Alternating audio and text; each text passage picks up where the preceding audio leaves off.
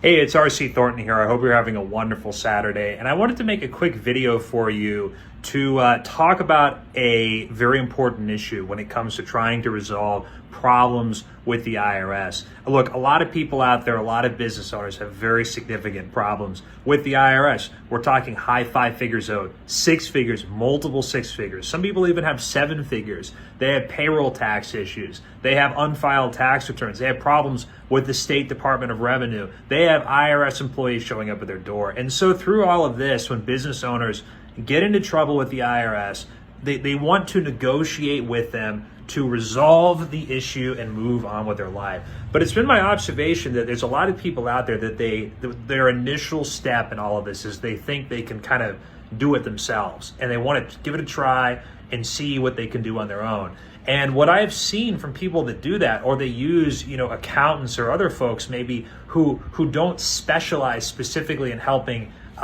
business owners with substantial IRS problems, is there's usually two ways that this negotiation goes wrong. Because I can tell you from experience, the vast majority of the people that I've had as clients have either tried to fix their IRS problem on their own first, or maybe they actually worked with another accountant or another professional. And one of these two things is usually what goes wrong. And the reason I mention this to you is because people, they try to do it, they try to fix it, and then they just make the situation worse. So what do they need to know? What are the two things that they need to avoid?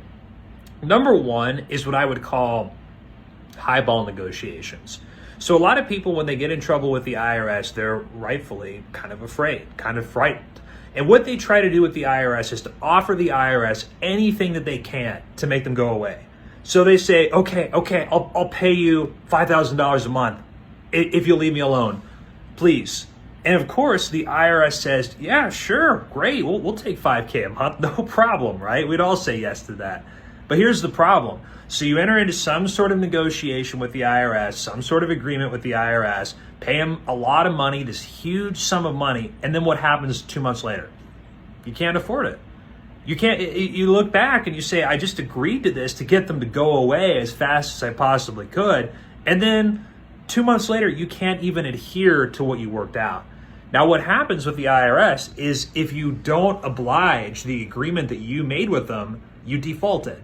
And what do you think the IRS thinks of taxpayers who default on the agreements that they make with the IRS? Obviously, it becomes a humongous problem.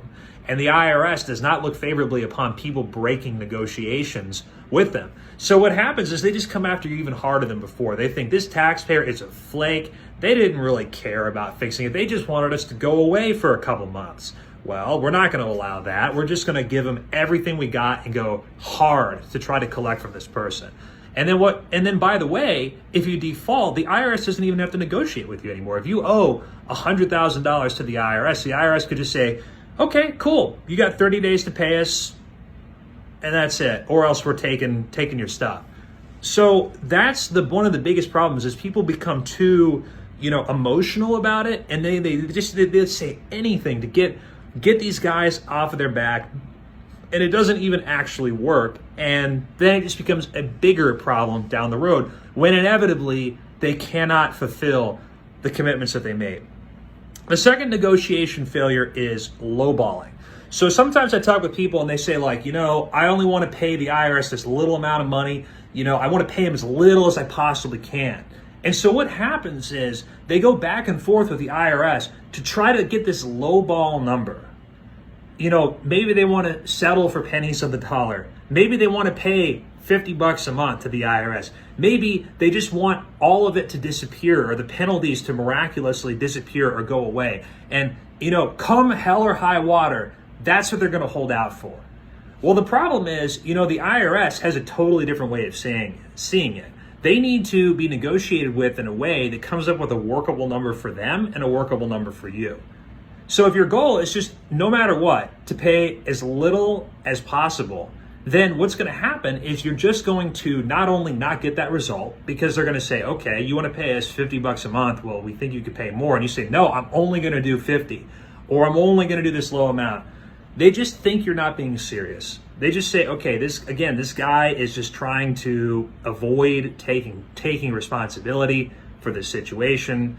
They're not doing what they're supposed to do. They just want to get out of it. And so no problem. We'll just start garnishing their stuff and, taking their bank account and draining, going after their customers that owe them $20,000, $30,000. Okay, well, the customer can pay us instead of the taxpayer. And so what happens is people are stuck because they erroneously think in their own mind, they're like, I have all this financial burden, so what I need to do is pay the IRS the absolute lowest. But the problem is it doesn't work that way, right? Because, of course, if you owe the IRS a lot of money, you're going to need to negotiate it out more than just trying to pay them as little as humanly possible, right? These things keep people stuck forever with their IRS problems. And unfortunately, in so many cases, it's drawn upon by, either working with the professionals that don't really specialize in this area, or listening to a lot of the noise out there. This settle for pennies on the dollar stuff. Oh, I owe the IRS $100,000 and I settled for $5. I mean, yeah, there's going to be a guy out there that can do that, but it's probably not you, to be honest. It's not most people. So what you need to do instead of either highballing or lowballing is, number one, you need to be brutally honest with yourself about what is causing your problem with the IRS in the first place. Maybe it's mismanagement of your money. Maybe it's issues in your business model that are keeping you from having the cash flow necessary to take care of your obligations. Number two, you need to really think about how do you track your finances effectively at all time. Again, as I've said in videos before, I'm not here to lecture you on budgets. I'm not Dave Ramsey. I think you should enjoy your life and spend money on the things that are important to you. But fundamentally, you need to understand that if you're not paying your taxes, you're basically borrowing money from the government at like a 12% interest rate, which is terrible. So think about those things first. And then really what you need to do is sit down with someone who actually specializes in this area and see what kind of middle ground and what kind of negotiation can you make with them that's going to work for you, and figure out how to make it work for you. And most importantly, that the IRS will actually accept and also that you can actually live with. And that's what I encourage you to do, is you need to think about it not from like, oh, I'm scared, I'm going to pay him as much as possible, or I don't want to pay him anything. You need to sit down and really totally reinvent yourself and your business in order to get something that's actually going to work in the long run. And that's what we help people do here all day long. It's all folks who are in business. Typically, they owe, on the higher end, high 5 figures, 6 figures, multiple 6 figures, and that's really where a lot of negotiation has to happen with the IRS. Anyway, I hope this has been informative. If you are making one of those two mistakes, I definitely encourage you to rethink your strategy on that. And as always, if you watch this video, if you're thinking, I want to start taking care of this issue, who do I talk to? How do I at least get started and learn more about this process? I definitely encourage you to apply for a tax strategy session with me. Somewhere around this video, there's going to be a link where you can go ahead and sign up for that time with me. It'll be with me personally. Again, it's not a sales pitch. I'm not here to convince you to become our client. It's really up to you.